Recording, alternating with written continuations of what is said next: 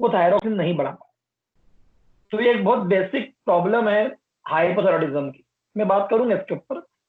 दूसरा, थायरॉक्सिन करता क्या है?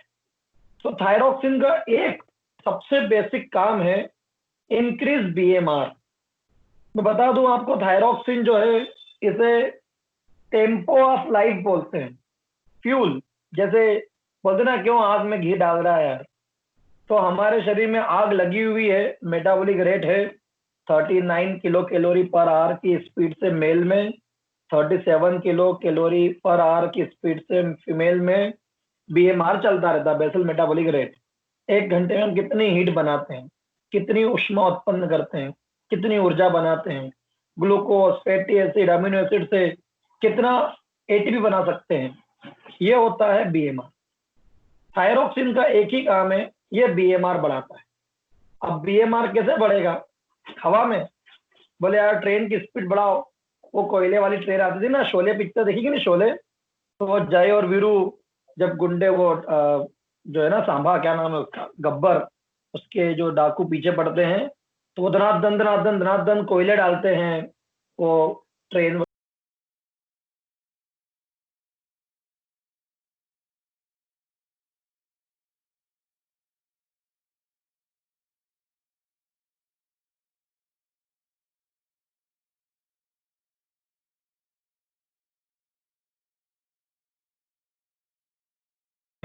खाना खाने से तो ये एपेटाइट बढ़वाएगा। तो जिनको थायरॉक्सिन ज्यादा होगा ना, उनको एपेटाइट बढ़ जाती है। आयोडम देखना, आयोडम में एक शब्द लिखा हुआ है कि वो डिनर टेबल जो भी है, डाइनिंग टेबल पे खाते खाते ही 2-5 मिनट का यदि ब्रेक हुआ तो उसको और भूख लग जाती है, इतना खाता है। खूब एपेटाइट बढ़ती है। और एपेटाइट यानी भूख।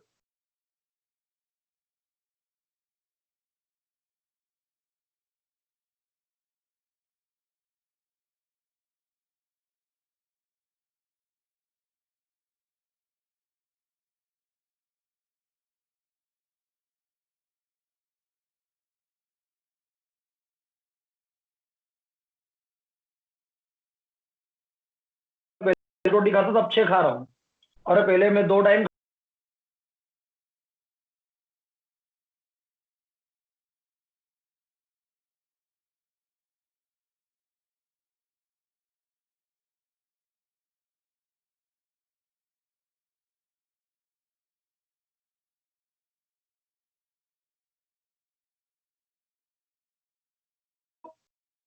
ना, उसमें लिखा हुआ है defective digestion, absorption and assimilation. इसीलिए एब्रोडेनम में लिखा हुआ है while eating well loses flash. यद्यपि वो खूब खाता है। ये गैस्ट्राइटिस से कौन आया? गैस्ट्राइटिस से कौन आया अभी? जल्दी बताओ, नहीं तो मैं क्लास बंद कर दूंगा।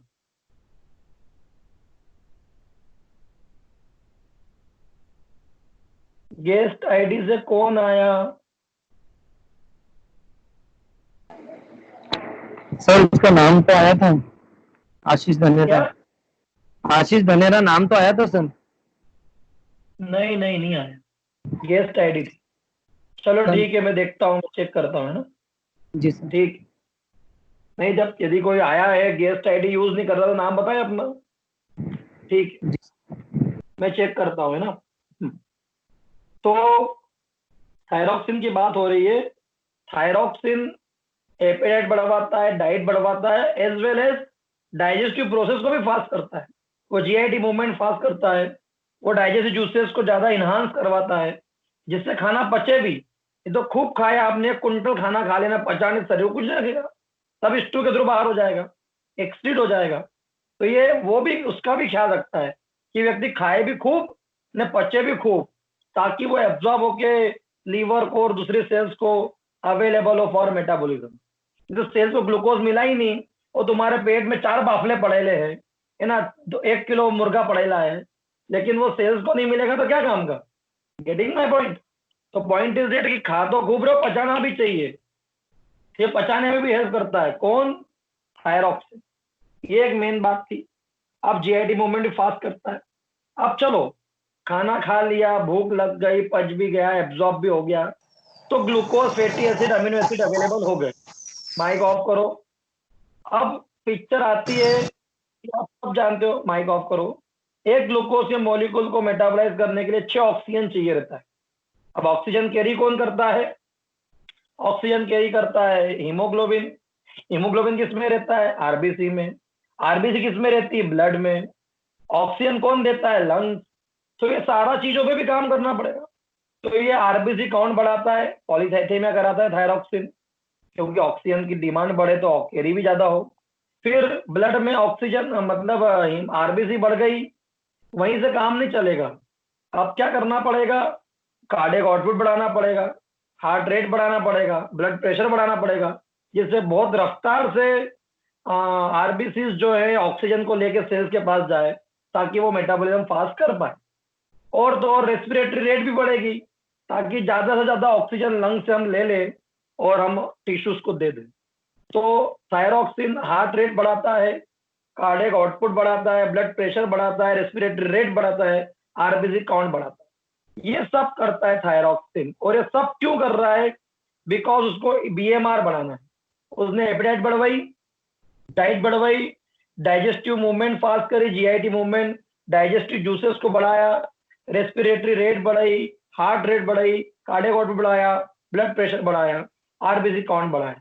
ये सब बढ़ाने की वजह से बीएमआर बढ़ जाता है। क्लियर है? अब एटीपी ज्यादा बनेंगे।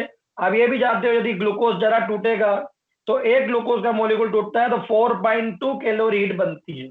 हजारों टूटेंगे ये ज्यादा तो हीट बढ़ जाएगी। तो व्यक्ति को गर्मी लगती है थायरॉक्सिन बढ़ने पर, फील वार्मर, पसीना आएगा। ठीक है? ये ब्रेन को एटीपी ज्यादा देगा, जिससे ब्रेन एक्टिव रहेगा। नॉर्मल फीटस में भी ब्रेन डेवलपमेंट के लिए माँ के पास थायरॉक्सिन होना बहुत जरूरी है।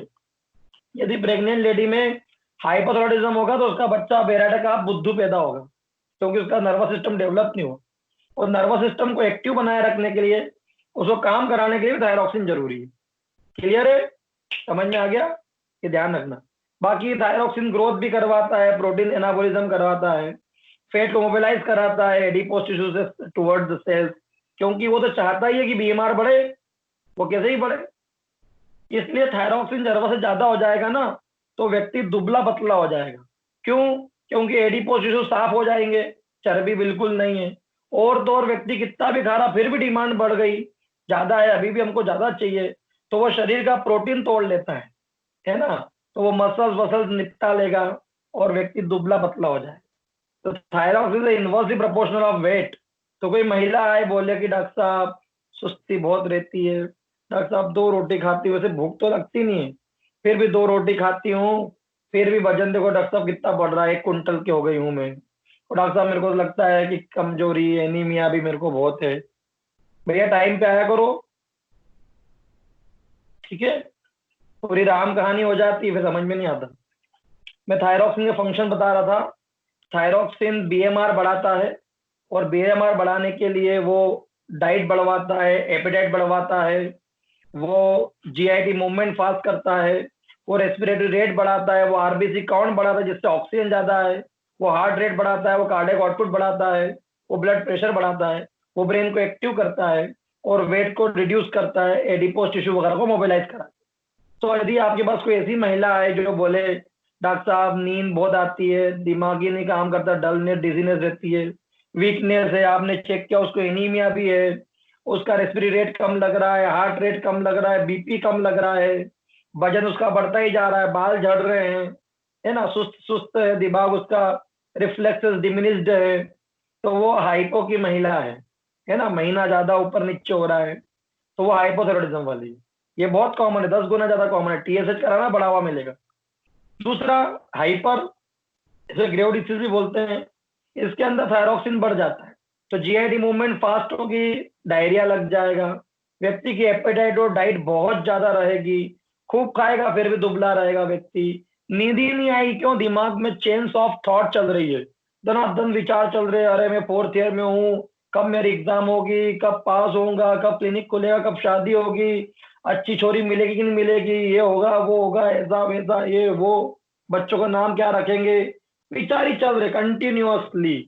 तो ये चेन्स चलती, कॉफी या क्रूडा पढ़ना, उसमें लिखा हुआ है due to chains of thoughts insomnia मिलता है। तो दिमाग एक्टिव रहेगा इतना ज्यादा, है ना, एक्साइटेड रहेगा, तो नींद कैसे आएगी? कांट स्लीप इसमें, क्योंकि बहुत दिमाग अलर्ट है। ओपीएम में भी लिखा हुआ है दिमाग बहुत अलर्ट है। क्लियर है? तो वो देखने को मिलेगा हाइपर के अंदर। ठीक है, खूब खाएगा भजन, फिर भी झटका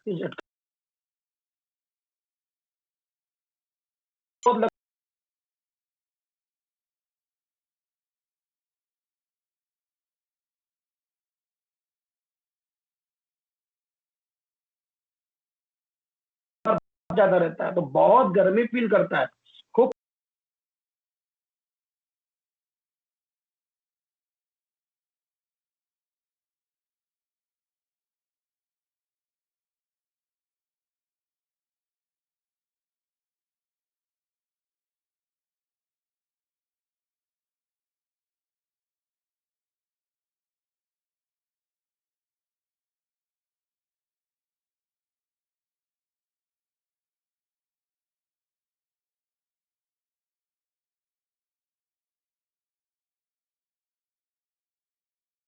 characterise by the hyper activity of thyroid gland. Thyroid जो होती है वो जरूरत से ज्यादा एक्टिव हो जाए। अब उसकी वजह कुछ भी हो सकती है, थायराइड में ट्यूमर हो जाए, या डिफ्यूज हाइपरप्लेजिया हो जाए, या टीएसएच बढ़ जाए पिट्यूटरी से, या टीआरएच बढ़ जाए हाइपोथैलेमस से। कोई भी वजह हो सकती है। प्राइमरी यदि थायराइड में ही प्रॉब्लम है तो, और सेकेंडरी यदि प्रॉब्लम पिट्यूटरी या हाइपोथैलेमस में, वॉट एवर कॉज कुछ भी हो सकता है, एक्टिव थायरॉक्सिन बढ़ जाए। ठीक है, और थायरॉक्सिन बढ़ने के साथ में यदि गोइटर भी है, इसे हम ग्रेव डिसीज बोलते हैं, ग्रेव्स डिसीज। ये एनआरएचएम में शायद इससे क्वेश्चन आया भी था। कॉजेस पे आ जाओ, the exact cause of disease is unknown, साला वही अननोन।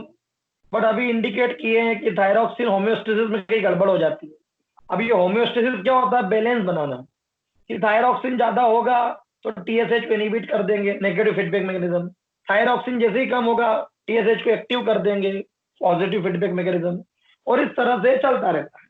लेकिन इसमें कोई गड़बड़ हो जाए कि थायरॉक्सिन बहुत है, उसके बावजूद टीएसएच इनहिबिट ही नहीं हो रहा है, तो टीएसएच बढ़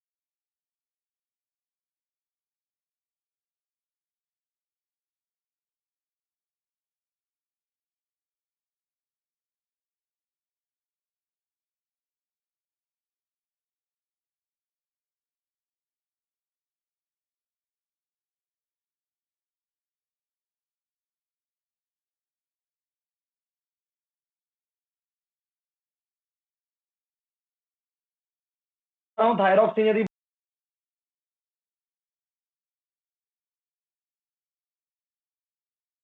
ज्यादा मात्रा में कार्डियोमिगेली हो जाएगी। माइक ऑफ करो जो लोग जुड़े हैं अभी नए।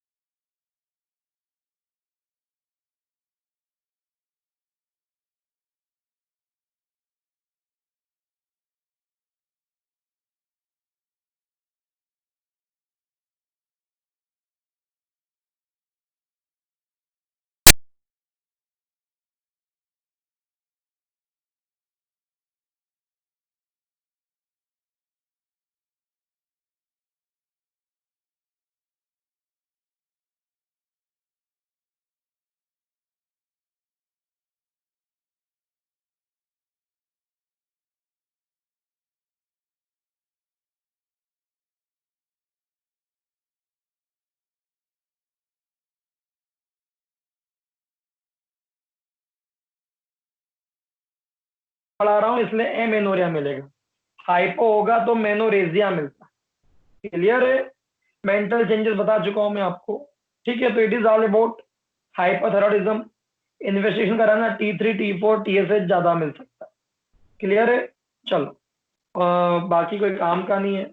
यदि आप चाहो तो सीटी करा सकते हो, एक्सरे करा सकते हो देखने के लिए पीटीयूटी में गठान वठान तो नहीं है। कॉम्प्लिकेशन में हार्ट की वाट लग जाएगी, मसल्स माइस्थेनिया ऑस्टियोपोरोसिस हो जाएगा, मेटाबॉलिज्म में डायबिटीज जॉन्डिस हो सकता है ना, एक्सोप्थेल्मस हो सकता है, मिक्सोडीमा वगैरह वगैरह, एनीमिया वेनीमिया देखने को मिल सकता है। वैसे बता दूं मैं आपको, इसमें पॉलीसाइथीमिया मिलता है, आरबीसी काउंट बहुत ज्यादा मिलता है बिकॉज ऑफ द, एक तो ये आरबीसी काउंट थायरॉक्सिन बनाता भी है, थायरॉक्सिन आरबीसी को बढ़वाता है, जनरल फैक्टर है। दूसरा हाइपोक्सिया भी फील करता है पेशेंट बिकॉज डिमांड बहुत ज्यादा है, उस वजह से भी आरबीसी बढ़ेगी। तो इसमें एनीमिया लिखा है, गलत लिखा है, polycythaemia. Treatment, physical mental rate should be assured. भैया सही बात है, आराम करो, बेड रेस्ट और सिडेटिव दे सकते हो। दिमाग बहुत तेज चल रहा, नींद नहीं आ रही तो डाइजीपाम देना पड़ेगा, एल्प्राजोलाम देना पड़ेगा, एटियाजोलाम देना पड़ेगा, एल्पेक्स, ट्राइका। ठीक है, इसके अलावा एंटी थायराइड ड्रग्स आती है। एक दवाई आती है प्रोपाइल थायोयूरेसिल, PTU। ये एंटी थायराइड ड्रग है। तो थायरॉक्सिन को रोकने के लिए, उसको इनिबिट करने के लिए, उसको एंटीडोट करने के लिए एलोपैथी में एक दवाई आती है प्रोपाइल थायोयूरेसिल। ये मैं नाम आपको बता रहा हूँ, वैसे आपको ये लिख के नहीं आना है, आपको एंटी थायराइड ड्रग लिख के आना है। ठीक है, इसके अलावा रेडियो एक्टिव आयोडीन, ये नकली आयोडीन होता है, ये भी आपको देना चाहिए। ये नकली आयोडीन थायरोक्सिन के साथ जुड़ जाएगा, मतलब टायरोसिन के साथ में, तो थायरोक्सिन बनेगा नहीं क्योंकि ये नकली आयोडीन है। ओरिजिनल आयोडीन होता थायरोक्सिन बनता, और हमने उसकी जगह पर रेडियो एक्टिव आयोडीन दे दिया, तो टायरोसिन गलत फहमी के साथ में आयोडीन से जुड़ जाएगा, और गलत फहमी के चक्कर में वो प्रयास करेगा उस नकली आयोडीन से क्या करने का, थायरोक्सिन बनाने का, और वो है तो नकली, तो बनेगा नहीं। ठीक है, चलो। बाकी भी थायराइड थोड़ा बहुत काटना भी पड़ता है, पार्शियल, सब टोटल या टोटल थायराइडक्टोमी, थायराइड काटना पड़ता है। It is all about your hypothyroidism. इसका जस्ट उल्टा होता है हाइपोथायरॉयडिज्म, जस्ट उल्टा।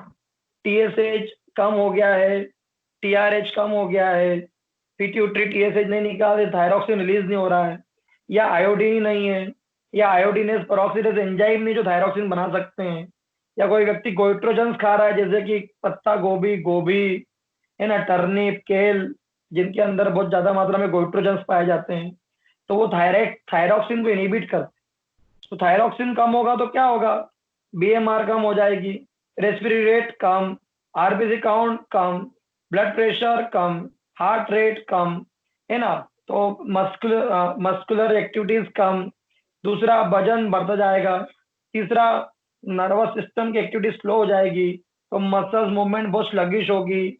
इसके अलावा व्यक्ति बहुत ज्यादा डल डिजी रहेगा, दिन दिन भर नींद आएगी, हाइपरसोमनिया हो जाएगा, दिमाग काम ही नहीं करेगा, रिफ्लेक्स डिमिनिश्ड हो जाएंगे, है ना, और वजन बढ़ने के साथ साथ में भूख बहुत कम लगेगी, कॉन्स्टिपेशन हो जाएगा क्योंकि जीआईटी मूवमेंट स्लो हो गई है, खाना नहीं खा पाएगा व्यक्ति, और ना खाना खाते करते भी वजन बढ़ता जाएगा। तो ये मैं नहीं पढ़ाऊंगा आपको, जस्ट मैंने बताया। ठीक है, नेक्स्ट टॉपिक है क्रिटिनिज्म। जस्ट पिट्यूटरी ड्वार्फ कल पढ़ा था, सेम टू सेम है। इसमें अंतर है कि इसमें हाइट भी नहीं बढ़ रही और मेंटली भी व्यक्ति क्या हो जाता है, डल हो जाता है। ठीक है, ये ध्यान रखना। तो अब अगला टॉपिक मैं आपको पढ़ा रहा हूँ, क्रिटिनिज्म बता चुका हूँ बेटा पूरा। ठीक है, हाइपोथायरॉयडिज्म जो होता है, बच्चे में हाइपोथायरॉयडिज्म होगा तो होगा। अभी हाइपो के जितने भी सिम्टम बताए थे, बच्चा कॉन्स्टिपेटेड होगा, बच्चे को भूख नहीं लगेगी, बच्चे को नींद बहुत आएगी, बच्चे में मस्कुलर वीकनेस मिलेगी, बच्चा मोटा होगा, बच्चे का विकास नहीं होगा बिल्कुल बहुत ज्यादा, तो बच्चा जो है वो बोना दिखेगा, और मेंटली भी बच्चा डल रहेगा बहुत ज्यादा, मेंटल रिटार्डेड रहेगा लाइक बेराडा कार। ठीक है, मेंटल जितने भी फंक्शंस हैं, फैकल्टीज है, वो सब डल डिजी रहे, मतलब डिजीनेस रहेगी। तो अब अगला टॉपिक पढ़ा रहा हूँ, एडल्ट में यदि थायरोक्सिन कम हो जाए तो क्या होगा। तो एक बीमारी होगी, उसका नाम है myxoedema. This is a condition of hypothyroidism occurring in the middle aged individually, usually in the female। तो महिलाएं, मैंने बताया था 99%, 100 में से 70, 80, 90 महिलाएं, 99 महिलाएं जो होती है, मतलब सॉरी बोलना चाहिए कि आ, जो 100 पेशेंट है उसमें 90 मरीज महिलाएं होगी, 5-7-10% मरीज जो होते हैं वो पुरुष होते हैं। तो ये महिलाओं को ज्यादा होता है, एडल्ट, है ना। क्रिटिनिज्म बच्चों को हो रहा है, और ये किसको हो रहा है, एडल्ट को, मिक्सोडीमा। नाउ सिम्टम्स क्या आएंगे, अब हाइपोथायरॉयडिज्म के सिम्टम मैंने अभी बताया, फिर बता देता हूँ। हेयर स्कैंटी रहेंगे, टेंड टू फॉल, इसलिए मैंने बताया भी था शुरुआत में ही कि महिला आएगी बोलेगी कि डॉक्टर साहब मेरे बाल बहुत झड़ रहे हैं, देखो एक कंघी करी कितने निकल जाते हैं, टेंड टू फॉल इजीली। ठीक है, आईब्रो आई लैशेस साफ हो जाते हैं, फेस बिल्कुल पेल रहेगा, पफी। वाई पेल, एनीमिया, सूजन रहेगा, क्यों, बीएमआर कम हो गया है, हार्ट रेट कम हो गई है, तो जुगुलर वेन, सुपरे वेना के वहां ब्लड इनगॉज्ड है। ठीक है, चलो, इसको बोलते हैं पीचेस एंड क्रीम कॉम्प्लेक्स। सूजा सूजा सा चेहरा, डल डस्की, एनेमिक, सफेद सफेद चेहरा। ठीक है, नेल्स थीन और बिटल हो जाएंगे, है ना। एनीमिया मिलेगा जबरदस्त, क्योंकि आप सब जानते हो आरबीसी बनाने का जिम्मेदारी किसका है, थायरोक्सिन का। कार्डियोवैस्कुलर पल्स स्लो मिलेगी, बेडिकार्डिया, कार्डियक आउटपुट कम मिलेगा। ठीक है, बहुत ज्यादा मात्रा में जो है वो कार्डियक आउटपुट भी कम रहेगा, मेटाबॉलिज्म कम रहेगा, 30 से कम आ जाएगा, टेम्परेचर कम रहेगा, पेशेंट चिली रहेगा, गर्मी में ठंड लगेगी, मेंटली इंटेलिजेंस बहुत ज्यादा इम्पेयर्ड हो जाएगा, मेमोरी पुअर हो जाएगी, जजमेंट कंप्रेंशन कंसंट्रेशन कम रहेगी। ठीक है, जीआईटी, भूख कम लगेगी, डाइट कम रहेगी, जीआईटी मूवमेंट कम होगी, कॉन्स्टिपेशन हो जाएगा, नर्वस में स्पीच बहुत स्लो होगी, आप कहाँ जा रहे हो, मेरे को भी ले चलो। तो सोचो कितना धीमे बोल रहा है। एक चिड़ियाघर करके आता था सब टीवी पे, उसमें गधा प्रसाद था इसका कैरेक्टर। आप कहाँ जा, दिस इज बहुत स्लो स्पीच, क्योंकि दिमाग से क्या हो रहे हैं, जो थॉट्स हैं वही बहुत स्लो चल रहे हैं। अब कंगना रनावत तो देखना, वो हाइपरथायराइडिज्म वाली है, इतना फास्ट फास्ट फास्ट बोलती है, समझ में नहीं आता। थोड़ा बहुत मैं भी हूँ, बहुत फास्ट फास्ट बोल देना, कई बार बीच के शब्द ही गायब हो जाते हैं, आपने भी महसूस किया होगा। तो ये फास्ट दिमाग से फास्ट थॉट चल रहे हैं हाइपर होगा, और हाइपो में थॉट्स बहुत धीमे धीमे आते हैं, तो स्पीच बहुत स्लगिश हो जाती है। ठीक है, चलो। रिफ्लेक्सेस बहुत स्लगिश हो जाते हैं। ठीक है, चलो। रिप्रोडक्टिव के अंदर इंपोर्टेंस मिलेगी मेल में, महिला के अंदर मेनोरेजिया हो जाएगी बिकॉज ऑफ द हाइपो। ठीक है, इसके अलावा नींद बहुत आएगी पेशेंट को, और वजन जितना खा रहा है उससे थोड़ा ज्यादा रहेगा। ठीक है, इन्वेस्टिगेशन करा लेना, कोलेस्ट्रॉल लेवल वगैरह थोड़ा सा बढ़ सकता है, बाकी सब कम रहेंगे। आरबीसी काउंट कम है ना, ब्लड शुगर लेवल कम। ठीक है, ब्लड प्रोटीन कम, हर चीज कम, ब्लड प्रेशर कम। ठीक है, चलो। टीएसएच वगैरह देख लेना, थायरॉक्सिन का। इसका ट्रीटमेंट में एल्ट्रोक्सिन देते हैं। अब एल्ट्रोक्सिन के बहुत सारे नाम है, ये सिंथेटिक थायरॉक्सिन है। इसका एक नाम है थायरोनॉम, एक नाम है थायरॉक्स, है ना, अलग अलग अलग उससे चलता है। बट ये एल्ट्रोक्सिन ड्रग नेम है, जिसमें आर्टिफिशियल थायरॉक्सिन है। 12.5 microgram, 25 microgram, 50 microgram, 75 microgram, 100 microgram, 200 microgram, अलग अलग रेंज की आती है। माइक्रोग्राम में खाते हैं महिला, सुबह सुबह खाना पड़ता है। ठीक है, चलो। तो ये थायराइड था। हाशिमोटो डिसीज जस्ट मुझे नहीं पढ़ाना पड़े, थायराइड सुसाइड है। हमारी थायराइड के लिए एंटीबॉडी बन जाती है, टीएसएच रिसेप्टर के लिए एंटीबॉडी बन जाती है, इसको बोलते हैं हाशिमोटो डिसीज। ये भी कॉमन है महिलाओं में। ठीक है, 20 से 50 साल की महिलाओं में। ठीक है, थायराइड सिमेट्रिकली इनलार्ज मिलती है, बाकी वही मिक्सोडीमा के सिम्टम्स आएंगे जो मैंने बताया था। ठीक है, चलो। इसमें भी आर्टिफिशियल आपको थायरॉक्सिन देना। ठीक है चलो। तो it is all about this. Next topic है, थायरॉक्सिन खत्म हुआ, नेक्स्ट टॉपिक है एड्रिनल ग्लैंड। तो आप सब जानते हो एड्रिनल के दो हिस्से होते हैं, एड्रिनल कॉर्टेक्स और एड्रिनल मेडुला। एड्रिनल कॉर्टेक्स से 3 हार्मोन निकलते हैं। एक होता है मिनरल कॉर्टिकॉइड, जो मिनरल्स पे काम करता है, सोडियम पोटेशियम पे। इसका ब्रांड नेम है एल्डोस्टेरॉन। मिनरल कॉर्टिकॉइड ये जोना ग्लोमेरुलसा से निकलता है। ये क्वेश्चन आया था अभी एनआरएचएम में कि एल्डोस्टेरॉन रिलीज बाय, तो 4 ऑप्शन थे, जोना glomerulosa, zona fasciculata, zona reticularis या एडिनल मेडुला। एडिनल मेडुला तो आएगा ही नहीं। अब ये फेसिकुलेटा ने, रेटिकुलरिस ने, ग्लोमेरुलसा में कंफ्यूजन होता है। तो पॉइंट इज दैट के जोना ग्लोमेरुलसा आंसर होगा मिनरल कॉर्टिकॉइड का। फिर एक होता है ग्लूकोकॉर्टिकॉइड, जो भी निकलता है एड्रिनल कॉर्टेक्स से, वो निकलता है जोना फेसिकुलेटा से।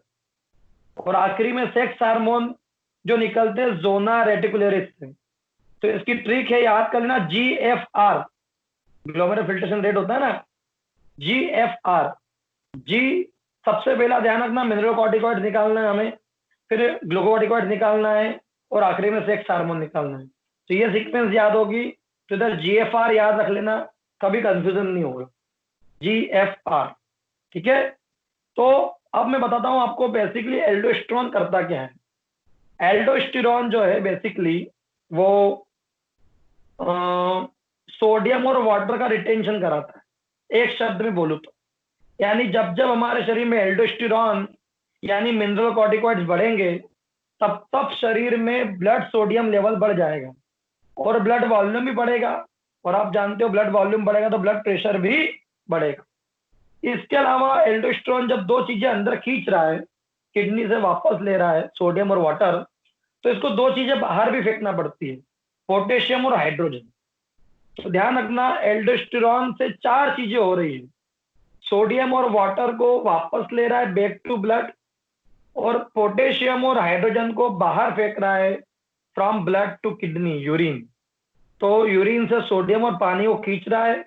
इस तरह से सोडियम का लेवल बढ़ाएगा ब्लड में, ब्लड वॉल्यूम बढ़ाएगा, पानी बढ़ाएगा ब्लड में एल्डोस्टेरॉन, और पोटेशियम कम करेगा ब्लड में, हाइड्रोजन आयन कम करेगा ब्लड में। तो अच्छी बात है। हाइड्रोजन यदि बढ़ जाएंगे फोकट ही, तो एसिडोसिस हो जाएगा, हमारा पीएच घट जाएगा ब्लड का, तो ये एसिडोसिस से बचाता है।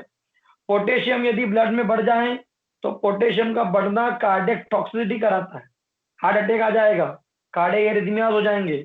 ये कार्डियक मायोटॉक्सिक है, मायोकार्डियल टॉक्सिक है। तो पोटेशियम नहीं बढ़ना चाहिए, एल्डोस्टेरॉन ये भी करता है। ब्लड वॉल्यूम मेंटेन रहना चाहिए, और ब्लड प्रेशर ही मेंटेन रहना चाहिए, तो ये भी कौन करता है? एल्डोस्टेरॉन। जावेद अपना माइक ऑफ करो।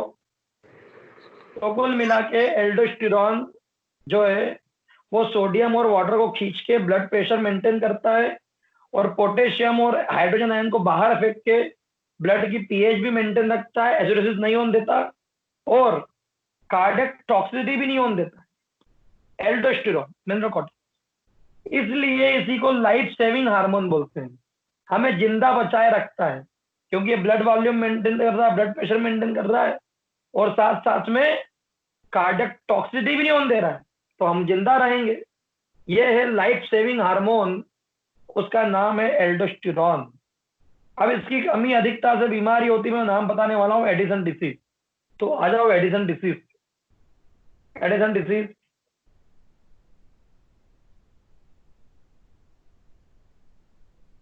तो यदि जो एड्रेनल ग्लैंड प्रॉपर वर्क न करे, तो एल्डोस्टेरॉन कम हो जाता है, और एल्डोस्टेरॉन की कमी से जो बीमारी होती है उसको हम बोलते हैं एडिसन डिसीज। ये एडिसन डिसीज थॉमस एडिसन के नाम पर रखी गई है। थॉमस एडिसन कौन है? माइक खोल के बताओ, कौन है थॉमस एडिसन?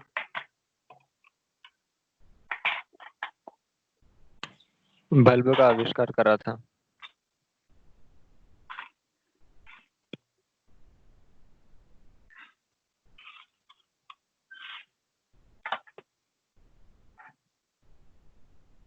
और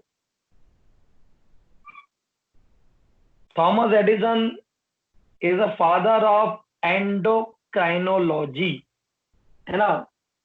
फादर ऑफ एंडोक्राइनोलॉजी।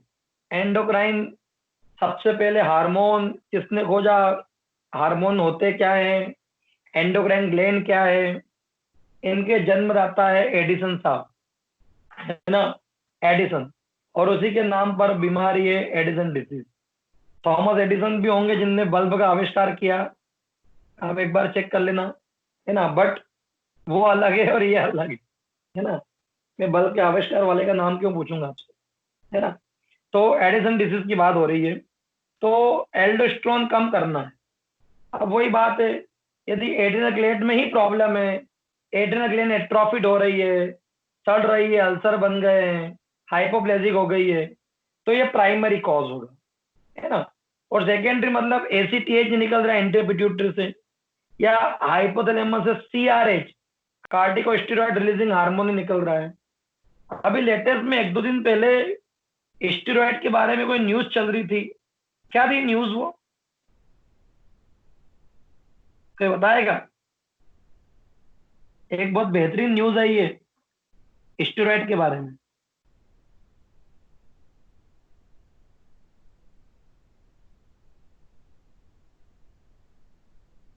ना पढ़ते हो, है ना? कोरोना हाँ बोलो बोलो, सही है। कोरोना के लिए यूज हो रही है, उसका फीडबैक अच्छा आ रहा है। नाम बताओ, नाम, दवाई का नाम बताओ। DEXA dexamethasone, yes. ये स्टेरॉइड है। अगला टॉपिक है ग्लूकोकार्टिक, पढ़ाने ही वाला हूँ, है ना? वो यही दवाई है, ग्लूकोकार्टिकॉइड्स, कार्टिसोल, है ना? चलो, तो ये भी स्टेरॉइड हार्मोन है, एल्डोस्टेरॉन भी स्टेरॉइड है, बढ़िया, अलग मिनरल कॉर्टिकॉइड।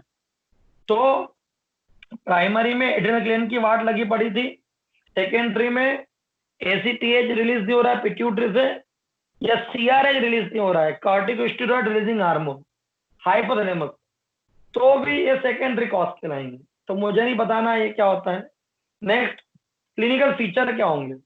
अभी मैंने आपको एल्डोस्टेरोन के फंक्शन बताए। एल्डोस्टेरोन ब्लड सोडियम लेवल बढ़ाता है, ब्लड प्रेशर बढ़ाता है, ब्लड वॉल्यूम बढ़ाता है, पोटेशियम लेवल कम करता है, हाइड्रोजन लेवल कम करता है, ये करता है एल्डोस्टेरोन। अब एल्डोस्टेरोन नहीं होगा तो क्या होगा, ब्लड सोडियम लेवल कम हो जाएगा, ब्लड वॉल्यूम कम हो जाएगा, ब्लड प्रेशर कम हो जाएगा, पोटेशियम बढ़ जाएगा तो कार्डियोटॉक्सिसिटी बढ़ जाएगी, हाइड्रोजन आयन बढ़ जाएंगे तो एसिडोसिस भी हो जाएगा। तो ये होता है एडिसन डिसीज में। पढ़ता हूं। पहला है वीकनेस एंड वास्टिंग, तो कमजोरी रहती है, ठीक है। Patient gives a vague complaint is of not feeling well. Patient बोलता है डॉक्टर साहब मुझे अच्छा नहीं लग रहा, आई एम सिक, पता नहीं क्यों मुझे बीमार बीमार लगता है, डॉक्टर साहब समझ ही नहीं आ रहा क्यों ऐसा, ठीक है। चलो, दूसरा जो इंपॉर्टेंट है, पिगमेंटेशन, स्किन काली होने लग जाती है बहुत ज्यादा मात्रा में, क्योंकि ये मेलेनिन पिगमेंट को भी क्या करता है, कंट्रोल करता है। तो मेलेनिन पिगमेंट बढ़ने लग जाता है तो स्किन पे काले काले धब्बे दिखने लग जाते हैं। ये भी एडिसन डिसीज की बहुत खास बात है, ठीक है। इसके अलावा ब्लड प्रेशर घट जाएगा क्योंकि सोडियम लेवल भी घट जाएगा। इसे एक शब्द बोलते हैं लेबोरेटरी में, हाइपोनेट्रेमिया। हाइपोनेट्रेमिया मतलब कि सोडियम कम हो जाता है। सोडियम को किससे लिखते हो आप, Na। Na मतलब नेट्रियम, ठीक है। या आपने सुना होगा नेट्रम म्यूर, तो सोडियम क्लोराइड है वो, नेट्रेमियम। हाइपोनेट्रेमिया मिलता है, बीपी कम हो जाता है, जीआईटी, भूख नहीं लगती, कॉन्स्टिपेशन हो जाता है, उल्टियां आती है, ठीक है। इसके अलावा ये जो हमारी कान की कार्टिलेज होती है ना, ये बहुत ज्यादा स्टिफ हो जाती है, इसको बोलते हैं थॉर्न साइन। क्या बोलते हैं, थॉर्न। बाकी मसल्स पूरी स्टिफ हो जाती है, पैरों में हाथ पांव में दर्द होता है, ठीक है। ब्लड सोडियम लेवल कम, ब्लड पोटेशियम लेवल हाई, इसको हाइपर कैलेमिया बोलते हैं। केली म्यूर, केली फॉस, केली यानी पोटेशियम, हाइपर कैलेमिया मिलेगा। हाइड्रोजन आयन बढ़ जाएगा तो एसिडोसिस मिलेगा, ठीक है। चलो, ब्लड शुगर कम हो जाएगी, ठीक है। तो ये कुछ सिम्टम मिलते हैं, ठीक। It is all about Addison disease. Treatment के अंदर अच्छा खाना खिलाओ पिलाओ, प्रोटीन खिलाओ, कार्बोहाइड्रेट खिलाओ, सोडियम थोड़ा नमक ज्यादा खिलाओ, ठीक। बाकी आर्टिफिशियल एल्डोस्टेरोन देना पड़े तो कॉम्बिनेशन में आता है ग्लूकोडिकॉइड और मिनरल कॉर्टिकॉइड। इसका ब्रांड नेम है हाइड्रोकार्टिसोन। ये हाइड्रोकार्टिसोन भी बहुत यूज करते हैं एलोपैथिक डॉक्टर, हाइड्रोकार्टिसोन के इंजेक्शन लगते हैं, हाइड्रोकार्टिसोन। तो ये मिनरल कॉर्टिकॉइड और थोड़ा सा ग्लूकोकॉर्टिकॉइड का कॉम्बिनेशन है, ये सबसे अच्छी दवाई है, आपको देना पड़े। तो आर्टिफिशियली तो कोई ऑप्शन नहीं, ठीक है। चलो, एडिनल डेफिशिएंसी थी। नेक्स्ट टॉपिक और है छोटा सा, वैसे पढ़ा देता हूं मैं, फियोक्रोमोसाइटोमा। फियोक्रोमोसाइटोमा कभी आता नहीं है बट पता होना चाहिए। ये क्रोमोफिन टिश्यूज होते हैं जो बोलना चाहिए कलरफुल टिश्यूज होते हैं, एडिनल मेडुला उसका ट्यूमर है। तो the usual cause of the tumour of chromaffin tissue is a sympathetic ganglion chiefly from adrenal medulla. तो एडिनल मेडुला का जो भी क्रोमोफिन मटेरियल होता है वो सिंपैथेटिक आउटफ्लो की वजह से जरूरत से ज्यादा बढ़ जाता है और गठान बनते हैं। इसी को हम बोलते हैं फियोक्रोमोसाइटोमा। फियो एडिनल मेडुला के लिए बोला जा रहा है, क्रोमो यानी कलरफुल क्रोमाफिन सेल्स है, साइटो यानी सेल्स, ओमा मतलब ट्यूमर। तो ये एडिनल मेडुला की क्रोमोफिन सेल्स का ट्यूमर है, न्यूप्लास्टिक ट्यूमर। इस वजह से एड्रिन और नॉन एड्रिन का लेवल बढ़ जाएगा, और एड्रिन और नॉन एड्रिन और डोपामिन, इसको हम केटाकोलामिन्स बोलते हैं, इमरजेंसी हार्मोन है।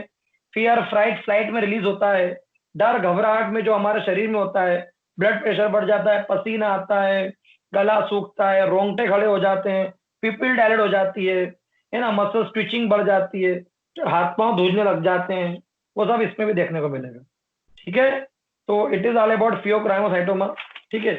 अब इसमें एक चीज है, ठीक है, पीछे जाइए थोड़ा, 4-5 पेज पीछे जाइए, कुशिंग सिंड्रोम मिलेगा आपको। वो मैंने उसमें इसलिए स्किप कराया था कि मुझे इसमें इसे पढ़ाना था। तो आ जाइए कुशिंग सिंड्रोम पे। मैंने आपको मेरे नोट्स में दिया भी है, मतलब वो जो मैंने फोटो भेजी थी आपको, तो पेज नंबर 305 306 पर है कुशिंग सिंड्रोम। आप लोग अपने पास बुक रखा करें भैया, नहीं तो मजा नहीं आएगा, है ना? ठीक है, चलो। तो अब बता रहा हूं मैं, ग्लूकोकॉर्टिकॉइड यदि जरूरत से ज्यादा बढ़ जाए, एडिसन डिजीज में एल्डोस्टेरोन कम हुआ था, और अब मैं बता रहा हूं कुशिंग सिंड्रोम, जिसके अंदर जरूरत से ज्यादा क्या हो रहा है जरूरत से ज्यादा बढ़ रहा है, बोले तो क्या, ग्लूकोकॉर्टिकॉइड। अब ग्लूकोकॉर्टिकॉइड क्या करता है?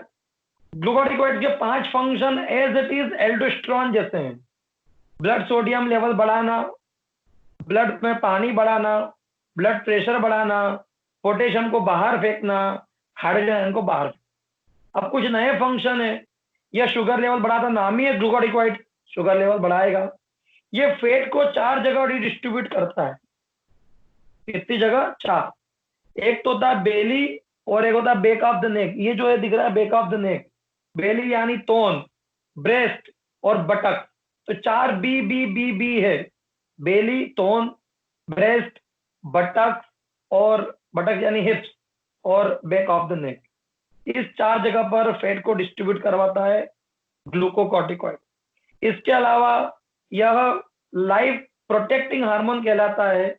लाइफ सेविंग हार्मोन कौन था? एल्डोस्टेरोन। ये लाइफ प्रोटेक्टिंग हार्मोन है। क्यों? जब भी हमारी सेल स्ट्रेस में आती है, तनाव में आती है, तो इमीडिएटली ब्लड शुगर लेवल बढ़ जाता है, और जैसे ही ब्लड शुगर लेवल बढ़ता है तो स्ट्रेस्ड सेल जो होती है वो थोड़ा सा उसको एक सुकून मिलता है। क्लियर है?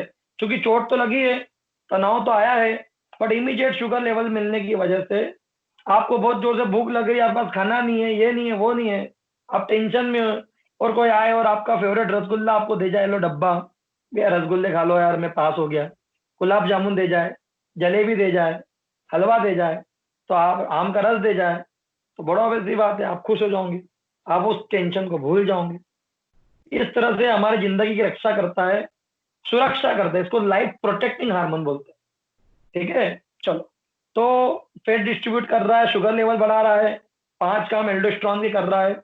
ब्लड सेल्स पे इसके भी 4-5 काम है। ये आरबीसी काउंट बढ़ाता है, ये प्लेटलेट काउंट बढ़ाता है, चलो मान लिया। इसके अलावा ये न्यूट्रोफिल काउंट बढ़ाता है, मोनोसाइट काउंट बढ़ाता है। न्यूट्रोफिल और मोनोसाइट बैक्टीरिया को मारने में काम आती है, चलो अच्छी बात है। तो इन्फेक्शन होगा तो ये बढ़ जाएगा, अच्छी बात है। दूसरा, ये 3 सेल्स कम भी करता है। ये बेसोफिल कम करता है।